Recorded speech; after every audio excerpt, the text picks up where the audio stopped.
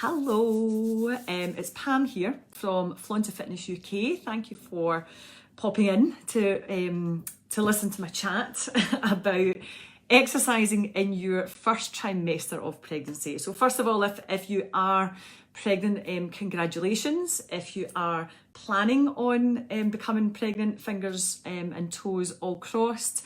And yeah, I hope this is going to be helpful for you. So what I thought was, this is just a really handy video that can give you little things to consider if you are exercising and you fall pregnant, or you fall pregnant and you think, oh, I should really start exercising.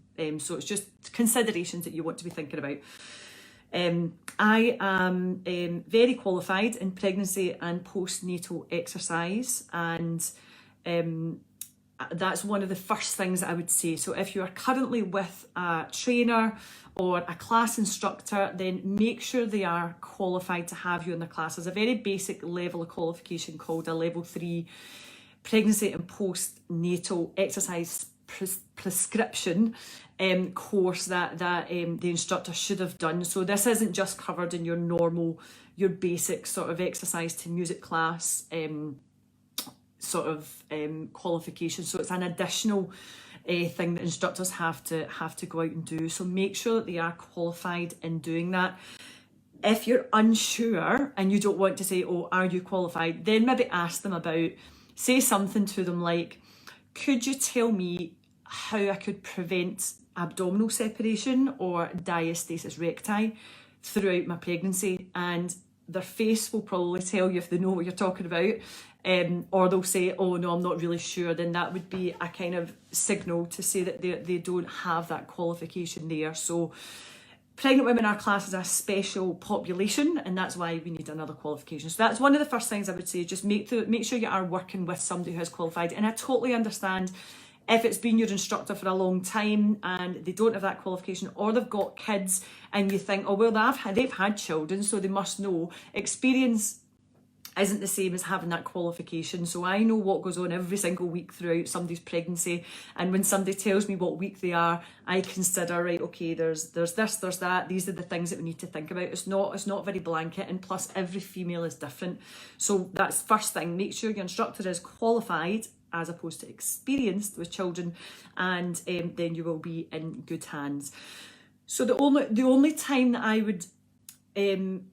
would maybe say not to exercise in that first trimester would be if you have got experience of miscarriage, or you are having your child through IVF.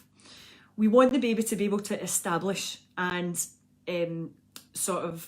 you want your body to be laying down fat stores and stuff like that. I know that can be quite scary for a lot of women, but you want your body to be able to establish that baby and let the baby just grow. I mean, they're tiny, tiny, tiny. You want them just to be able to grow.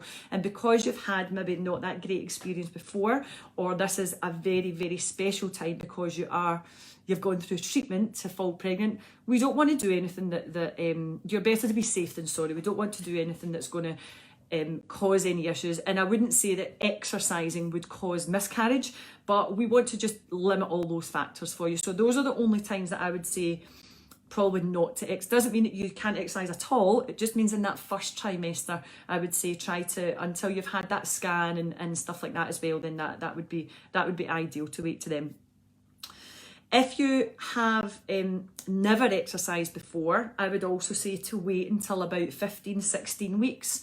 If you've fallen pregnant, you think, oh, I need to start exercising, I would say wait till about then, so that, again, baby's established, because your body is changing so much. It changes so much in that first trimester that then you adding in the kind of stress of the exercise, because exercise is a stress in the body, adding all that in as well, your body doesn't really need that when you're not used to it. So I would say wait until about that 14, 15, 16 week point, and then start to exercise then, and make sure that you're in a pregnancy specific class, not just with a qualified instructor, but something that is specific to pregnancy.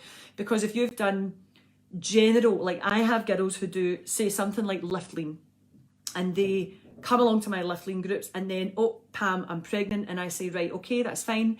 I'm quite happy with them continuing with what they're doing because they know the exercises, they know a lot of the things, and they will know how to adapt when I'm telling them.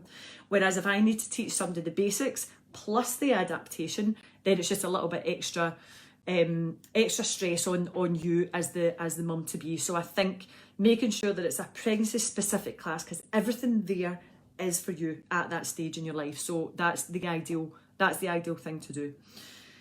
If you are currently exercising and you find out you're pregnant, you've not had history of miscarriage, you've not got any kind of spotting or anything like that, you're not going through IVF, I would say to continue doing what you're doing is fine.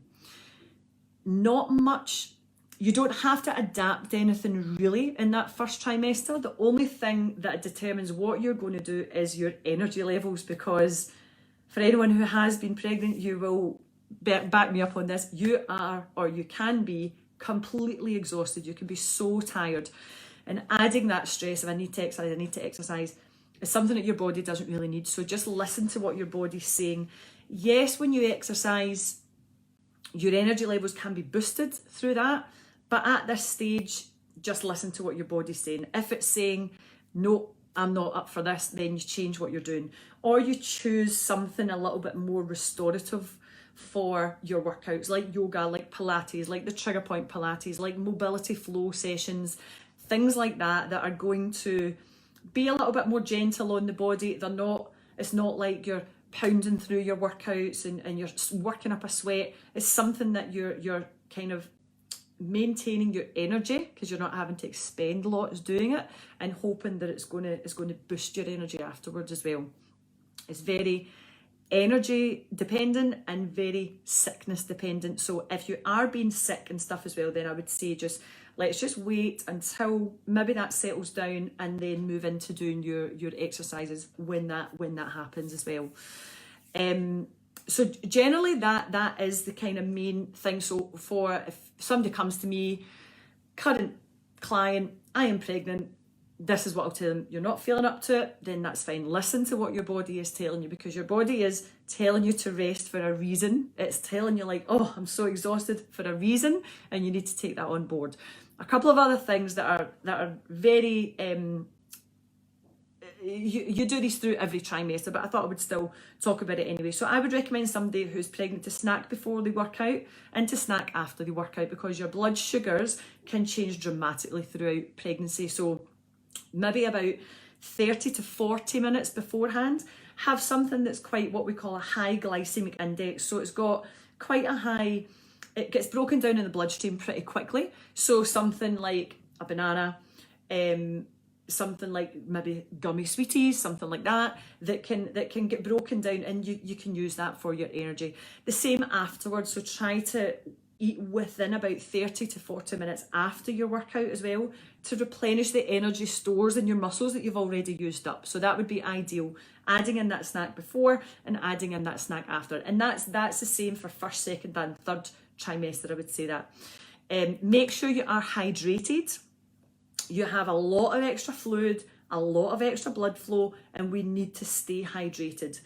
For that reason, plus for constipation, which for anyone who's pregnant, it can be an absolute nightmare with constipation. So trying to make sure you're fighting against that, you're making sure you're drinking lots of water to reduce the chance of constipation, keep your energy levels up and your brain function, because baby brain is an actual thing. It is a thing. And making sure that you're because you've got fluid around your brain and stuff as well, making sure that you are really hydrated is very, very important. So if you're not drinking water just now, start to increase that and really make a point of drinking that.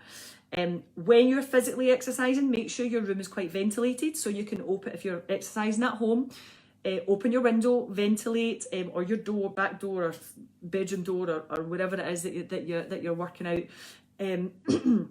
Just to make sure you've got that airflow and your body temperature isn't going to be increasing too much, because you've already got your own central heating going on, so you don't need to be overheating as a result of your exercise, because exercise does heat up the body. So trying to make sure that you are in a ventilated room, even opening the window beforehand so the room's cool for you to start, and then close it if it gets a little bit cold, depending on the season, on where you are and stuff as well. So just making sure you're doing that.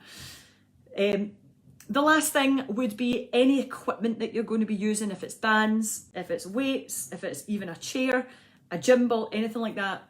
Please make sure they're in a safe place so you're not going to fall over them.